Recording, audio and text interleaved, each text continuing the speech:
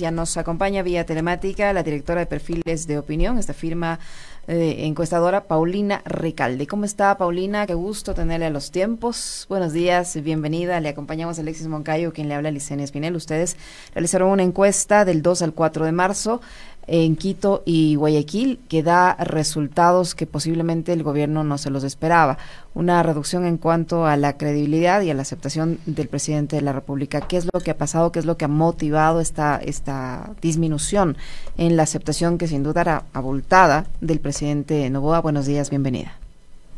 Hola Alexis, Licenia, buenos días con todos y con todas. Me hicieron sonreír porque en la introducción vi una foto con mi hija. Hay una reducción no solamente en la aprobación a la gestión, sino también en la credibilidad del presidente. 11 puntos en aprobación a la gestión, 13 puntos en credibilidad. Para ensayar algunas explicaciones, creo que es importante ir de lo más general a lo específico. En lo general, siempre después de que hay un periodo de tiempo de los 100 días, de cualquier mandatario hay una suerte de aterrizaje de las expectativas que hay en torno a su gestión, a lo que ya realmente vive la población. Esto por un lado, y esto ha sucedido ya con otros mandatarios. En segundo lugar, es importante decir que la medición anterior que habíamos hecho era justo en el punto más alto de la declaratoria de conflicto armado no internacional a raíz de crisis desatada sobre todo el 9 de enero, en ese momento en el que el presidente declaraba a un país en guerra y él mismo se llamaba como un presidente en guerra, y esto significó una suerte de cierre de filas de la población, no solamente en torno al presidente de la República, sino al conjunto de los poderes del Estado y al conjunto de las autoridades, y vimos movimientos a favor de varias de las instituciones. Y en tercer lugar, y ahora sí voy a lo específico, estamos en un momento en el que la población, si bien reconoce gestión en seguridad, porque estas son las razones que nos da quienes califican positivamente la gestión del mandatario, pero en cambio quienes están calificando negativamente lo hacen sobre todo por razones económicas y de confianza. ¿Por qué? Porque algo más de la quinta parte de quienes califican negativamente dicen que lo hacen por el incremento del IVA.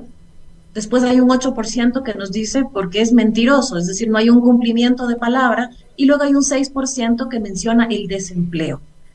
Recordemos además que varias figuras de oposición expusieron que en su momento el presidente Noboa en campaña dijo que no habría incremento, y esto vendría a entrar en contradicción con este incremento que está, además, digámoslo así, en este momento es el anuncio del incremento del IVA el que está afectando la credibilidad y la aprobación a la gestión del presidente, porque todavía no ha tomado forma. En abril, con el arranque ya de esta medida, podría tener una mayor afectación en la medida en que se sienta ya esto en la economía de la población. Dicho esto, también no hay que perder de vista que sigue siendo una cifra positiva, una cifra alta, la de aprobación a la gestión del primer mandatario. ¿Cómo está, Paulina? Qué gusto saludarle. Buenos días. Me llama profundamente la atención. ¿Cuál es el porcentaje, si me repite porque se me fue el número, de las personas consultadas que mencionaron el tema del IVA como la razón para dejar de confiar en el presidente? Sí, entre quienes califican negativamente su gestión, en una pregunta abierta, 23%, algo más de la quinta parte, 23% señala porque subirá el IVA. Después hay el 12% que dice pues no se ve gestión, el 8%, como decía yo, porque es mentiroso, el 7% por el desempleo. Entonces tiene que ver con esta medida económica, tiene que ver con no ver gestión en otras áreas y tiene que ver con falta de credibilidad. Más desempleo e IVA están en el área económica. Le preguntaba ese dato porque sí me parece interesante, y usted lo señalaba bien, el hecho de que finalmente lo del IVA todavía no lo estamos sintiendo los ciudadanos, lo empezaremos a sentir obviamente a partir del 1 de abril, pero digamos que la gente manifieste esa inquietud o esa preocupación como una de las razones, digamos, da cuenta de que sí hay una población que está medianamente informada, ¿no?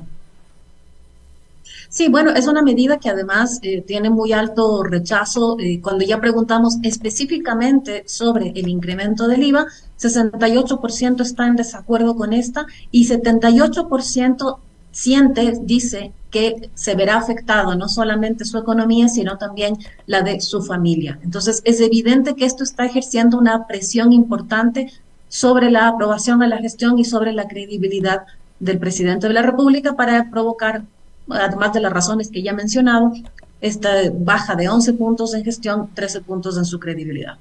Paulina, ¿por qué esta disminución, tanto en la gestión como en la credibilidad del mandatario, es mayor en Quito que en Guayaquil?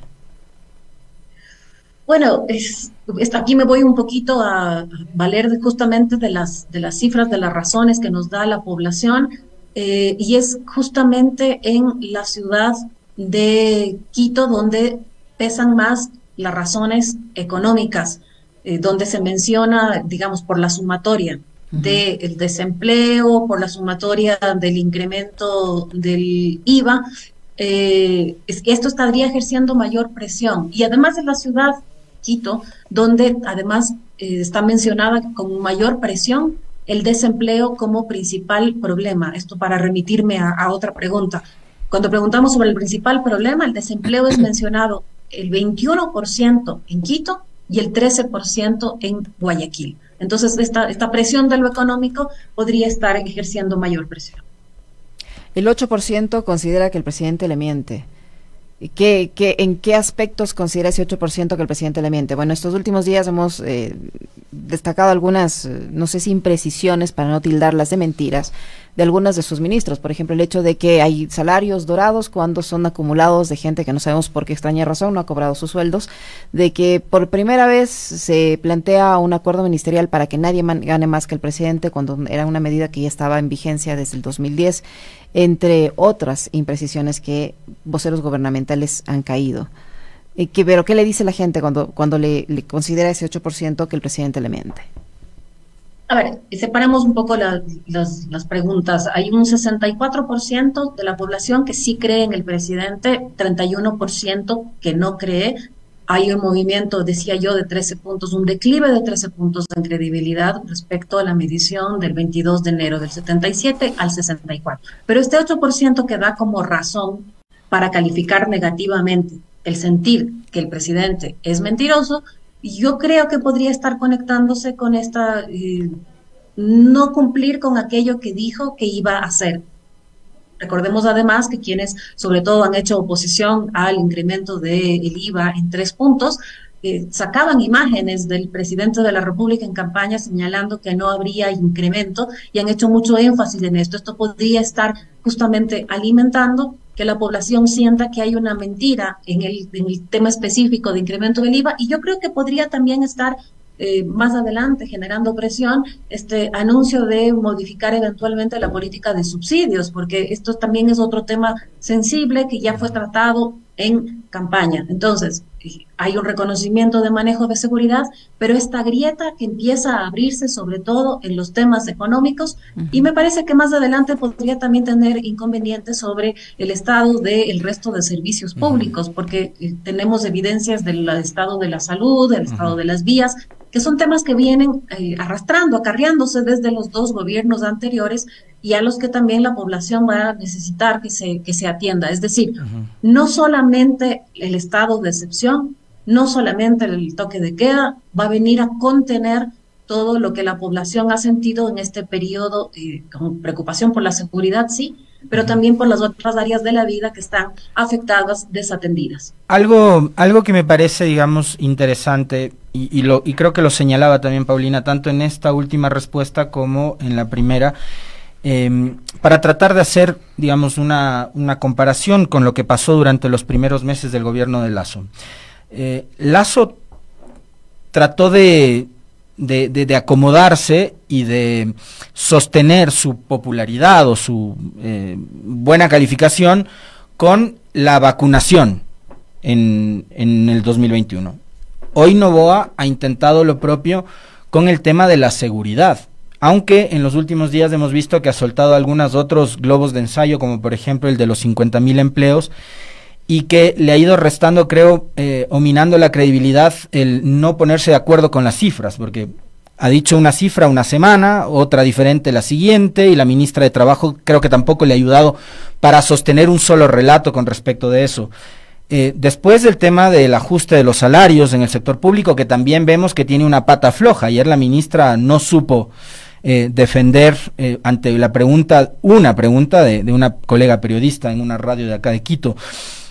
Pero a mí me dio la impresión de que al menos los 3 primeros meses del gobierno de Noboa ha tratado de ser monotemático, Paulina, y usted ha señalado, hay un país más allá de la seguridad, que es el país de la educación, de la salud, de las vías, de los servicios públicos, que es un país que está desatendido. Es un país que ahora mismo en algunas provincias y ciudades del país está con el agua hasta el cuello por las inundaciones y hasta donde no ha llegado el gobierno. Entonces, le está pasando, digamos, factura, quizás, digamos, la novatada a este gobierno, el tratar de hacer de la seguridad su leitmotiv, por ejemplo, o qué está pasando alrededor de eso.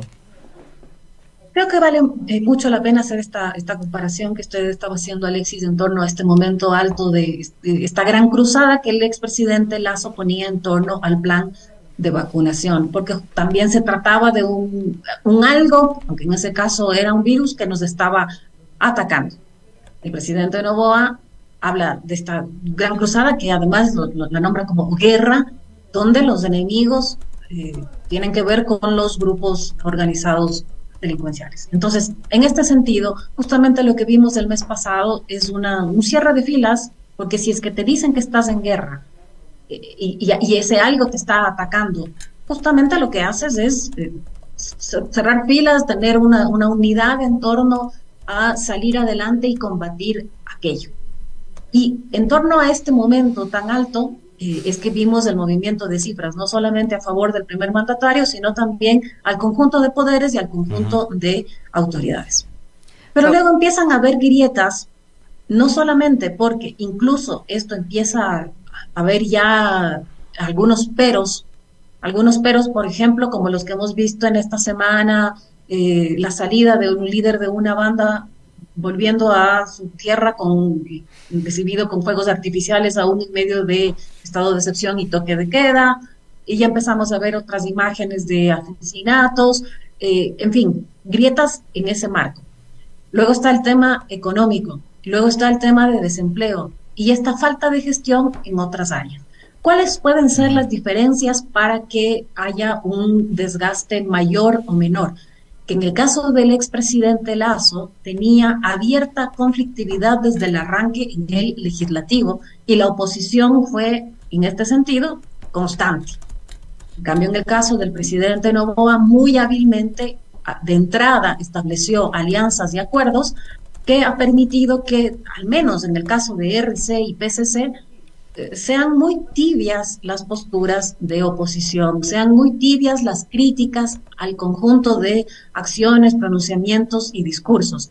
Y que además este ambiente, esta proyección que ha hecho la Asamblea, es de algún modo da una sensación de estabilidad política para marcar el contraste, doble contraste, con el expresidente Lasso. El contraste no solamente en que no hay conflictividad en este sentido, se acuerda, se aprueba leyes y que además se toma una medida concreta respecto al tema de seguridad. Y ahora que mencionó la Asamblea, Paulina, ¿la Asamblea todavía mantiene cifras aceptables de credibilidad? Ya voy a mencionar esas cifras, pero para cerrar la idea, donde no hay contraste, es decir, contraste en el diálogo y en la aprobación de leyes, contraste en tomar una medida respecto a la seguridad. Donde no hay contraste es en tomar acciones respecto a esas otras áreas que son urgentes y críticas, y que eran urgentes y críticas en los 2 periodos anteriores de gobierno. Por eso es que además empieza a surgir en esta semana un contradictor fundamental para hablar de la CONAIE, para hablar de la Unidas DISA, para hablar también del resto de organizaciones de defensa del medio ambiente. Y entonces aquí podría estar la primera prueba para el gobierno sobre cómo administra la conflictividad, sobre cómo le hace frente a la oposición. ¿Hace uso de fuerza como en palo quemado? ¿O se establece ahí también algunos elementos de diálogo, de convergencia, como con las fuerzas políticas? Me parece que estamos entrando justamente a ese momento de aterrizaje de las demandas y de aterrizaje de demanda para la gestión y de la acción política. Respecto a la Asamblea, que es la pregunta que me hacía Alexis, tenemos el 26 7% de aprobación, 26%, perdón, de aprobación a la gestión de la Asamblea Nacional y el 21% de aprobación a la gestión a Henry Kronfle, su presidente. ¿Y en qué se basa esa aprobación? Eso es lo que usted decía hace un momento, en esta especie de que le ha permitido, esta especie de acuerdo que le ha permitido al gobierno aprobar sus leyes, de que hay cierta coordinación, cierta buena relación entre la Asamblea y el Ejecutivo, esta falta de conflictividad le ha permitido a la Asamblea tener esta buena calificación, si la comparamos con asambleas pasadas, por un lado, y por otro, a quien parece que no le va nada bien es a la vicepresidenta embajadora de Ecuador en Israel.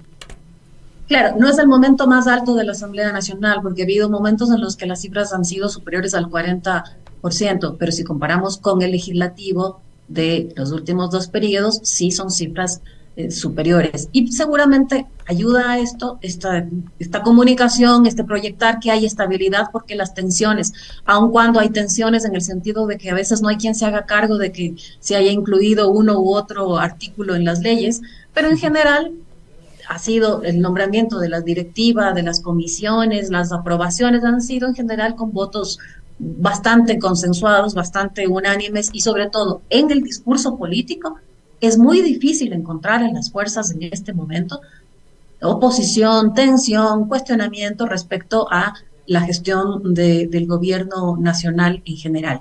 Respecto a la vicepresidenta, no es la mejor calificación, pero sobre todo lo que está pesando es el desconocimiento. Lo que tenemos en este mes es que el 18% califica positivamente su gestión, 39% negativamente y hay un 43% que no sabe, no responde a esta pregunta. Lo que es razonable, tomando en cuenta que no está en el país, no tiene siquiera autorización en general para hacer comunicados oficiales, y es una innombrable dentro de la gestión del presidente de la República y del conjunto de su gabinete. Doctora Paulina Recalde, ya que ha hablado del tema del contraste y de, digamos, una oposición que ha sido como bastante tibia, una oposición que no se ha mostrado, digamos, tan de frente o tan radical como, digamos, por lo menos el último tramo del gobierno anterior, ¿no? O bueno, durante todo el gobierno anterior.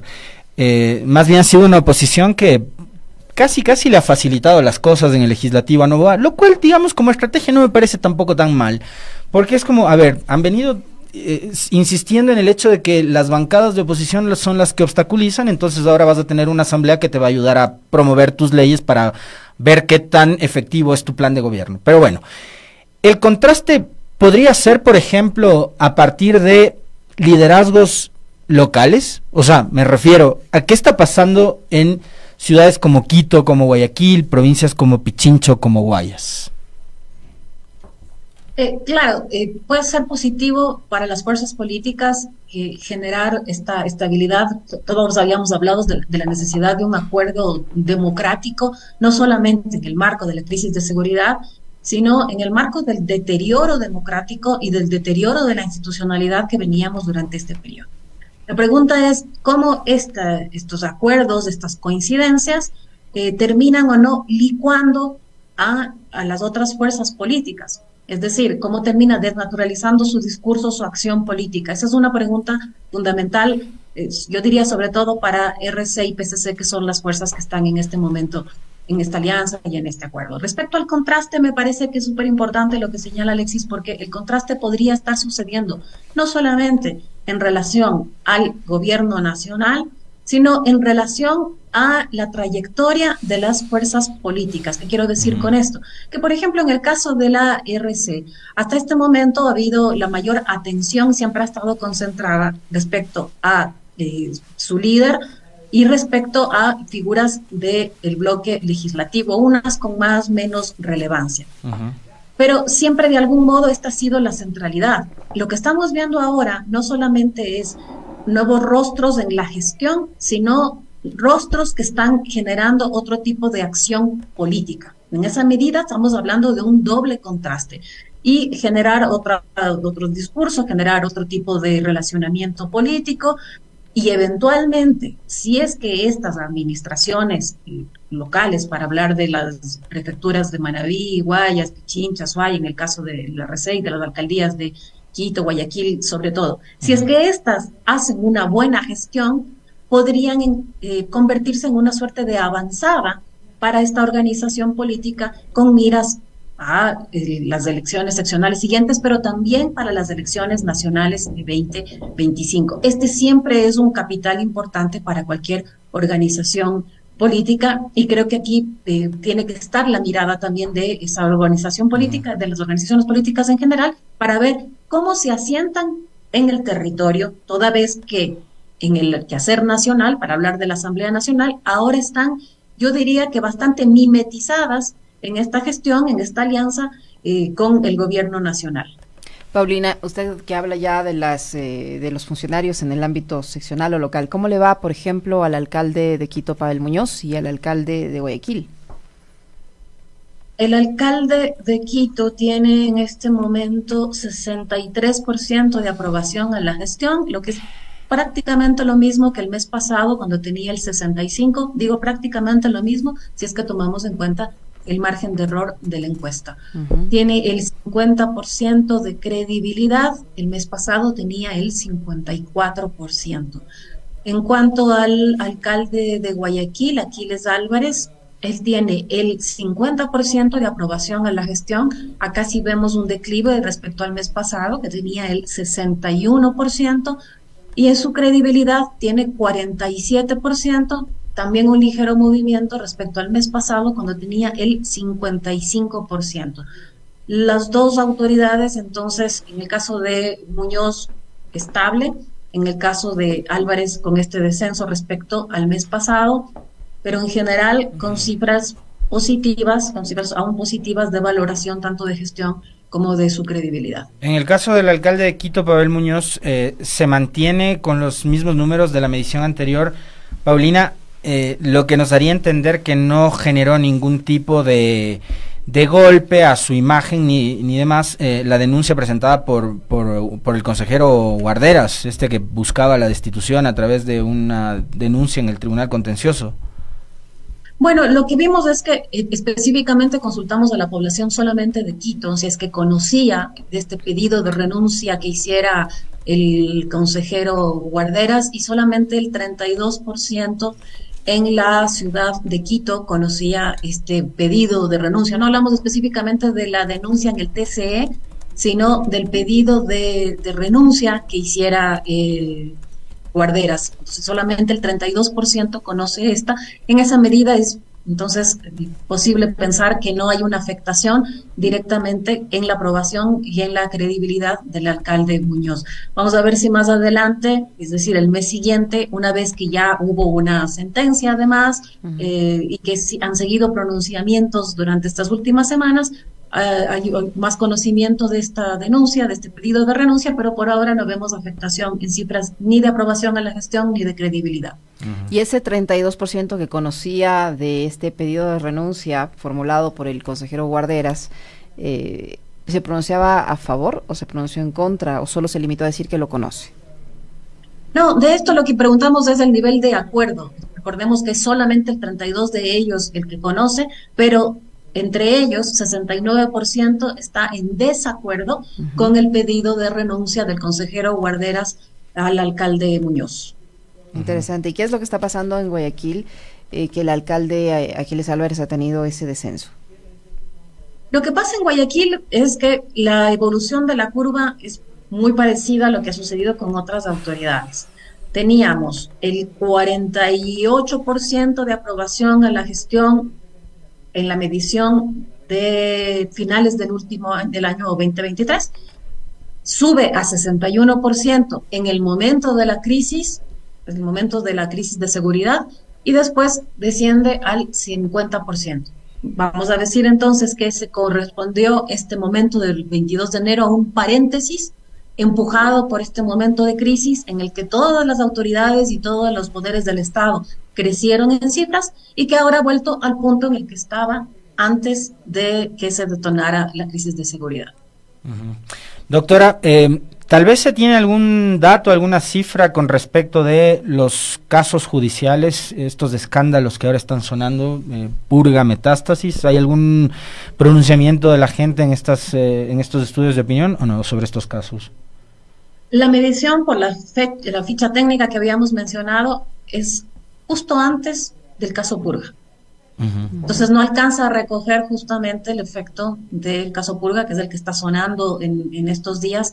El próximo mes podremos hacer la medición ya para el conjunto de estos casos, aunque la población difícilmente va a distinguir entre metástasis y Purga específicamente, pero ya se podrá ver si es que hay mayor conocimiento. Lo que sí podemos decir en términos generales es que la mención de la corrupción como principal problema del país ha tenido una evolución del 5% al 11% de la medición pasada y esta. Es decir, si hay de algún modo, antes de Purga, había ya esta sensación de que la corrupción es un problema mencionado con mayor énfasis en este último trayecto. A grosso modo, doctora, ya para ir cerrando porque se nos va terminando el tiempo, hace algunos días leí una entrevista al viceministro de Gobierno, Esteban Torres, en Diario El Universo, y digamos que, en resumen, así brevemente, lo que me dejó esa entrevista es que el gobierno actual quiere sostener absolutamente todo basado en la popularidad, gran popularidad que todavía mantiene el presidente Noboa. Vemos en encuesta de perfiles de opinión una caída de 11 puntos y estamos a puertas de ir a una consulta popular que va a ser en exactamente 31 días, ¿no? ¿Cómo ve usted va a llegar el gobierno y el presidente Noboa particularmente con los temas que además ha planteado en la consulta, y siendo esta consulta también, como muchos otros creen, innecesaria? El gobierno va con buen ánimo, con buenas perspectivas. ¿Cómo ve usted el desarrollo de esa consulta, los temas que ha planteado, siendo, como le digo, también una consulta que algunos creen es innecesaria? A ver, va a llegar con un momento ya, con una grieta abierta, que es la que estamos en este momento anticipando.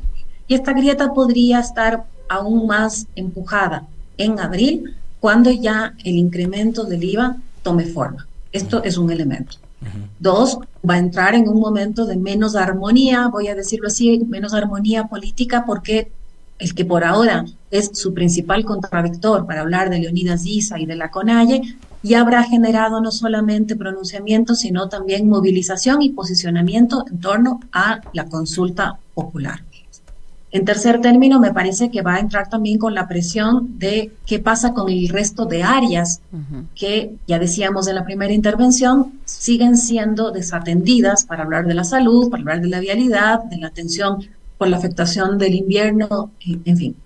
Y creo que lo que va a suceder es que justamente cuando termine el estado de excepción y el toque de queda, el gobierno se va a valer de esto para decirle a la población: necesitamos de la aprobación en las preguntas de seguridad para continuar con este marco de atención y de cómo enfrentar el conflicto interno. Entonces, ¿qué es lo que podría suceder? Que en estas preguntas de seguridad les sea más fácil tener un mejor resultado y que eventualmente le aparezcan votaciones más conflictivas en relación a arbitrajes, a trabajo por horas, en fin. Entonces, el resultado de la consulta va a significar, va a mostrarnos nítidamente cuál es el capital político que tiene el presidente Noboa para el resto de su mandato y para una eventual reelección. Yo diría no. Yo diría que las preguntas de seguridad en ese sentido pueden tener porcentajes que están por encima de la satisfacción con el gobierno y con su gestión. Y que en el resto de preguntas, trabajo por horas, arbitraje, en fin, no necesariamente podrían retratar, no nítidamente podrían retratar los desajustes que podría tener el gobierno. Entonces, me parece que hay que tener esta lectura crítica de lo que podría significar la consulta popular, más este escenario que he mencionado, y que por ahora tiene también a su favor que al menos RC, PSC parecen no tener en este momento absoluta voluntad de hacer una campaña como han hecho en ocasiones anteriores a favor o en contra de una consulta popular. Muy interesante la última parte. Muchísimas gracias, Paulina, muy gentil por acompañarnos, siempre un gusto. Muchas gracias. Buen día.